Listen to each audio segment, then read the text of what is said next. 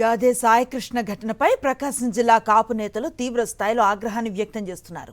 కాపు యువకుడు సాయికృష్ణ ఘటనపై ప్రభుత్వం, పోలీసులు సమాధానం చెప్పాలని కాపు సంఘం నేత యాలం వెంకటేశ్వరరావు డిమాండ్ చేశారు. డిప్యూటీ సీఎం పవన్ కళ్యాణ్ మౌనం వీడాలన్నారు. కాపు సమాజం మద్దతుతో అధికారాన్ని దక్కించుకున్న పవన్ కాపులను హత్య చేస్తుంటే చేతులు కట్టుకొని కూర్చోవటం ఏంటని ప్రశ్నించారు. గాదే సాయికృష్ణ ఎక్కడ ఉన్నాడు, నా కుమారుని చూపించమని ఆ తల్లి వేడుకుంటే నీ కుమారుడు లేడని చెప్పినా కూడా ఈ రోజుటికి కూడా పవన్ కళ్యాణ్ గారు స్పందించకపోవడం అనేది దారుణమైనటువంటి సంఘటన. కాపు సమాజం మొత్తం కూడా తలదించుకున్నటువంటి రోజులు ఈరోజు కాపు సోదరులందరికీ కూడా ఈ రాష్ట్రంలో దాపురించినాయి. ఈ రాష్ట్రంలో కాపులపై జరుగుతున్నటువంటి అన్యాయాలను, దాడులను, జనసేన కార్యకర్తల మీద జరుగుతున్నటువంటి అన్యాయాలను ఈ డిప్యూటీ సీఎం అయినటువంటి పవన్ కళ్యాణ్ గారు ఎందుకు మాట్లాడరు? సిఐ నాగరాజును సస్పెండ్ చేసి అయిపోయిందని మీరు చేతులు దులుపుకుంటే కుదరదు.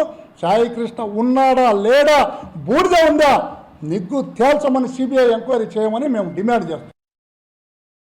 మరిన్ని అప్డేట్స్ కోసం ఛానల్ ను సబ్స్క్రైబ్ చేయండి. నోటిఫికేషన్స్ కోసం బెల్ ఐకాన్ పై క్లిక్ చేయండి.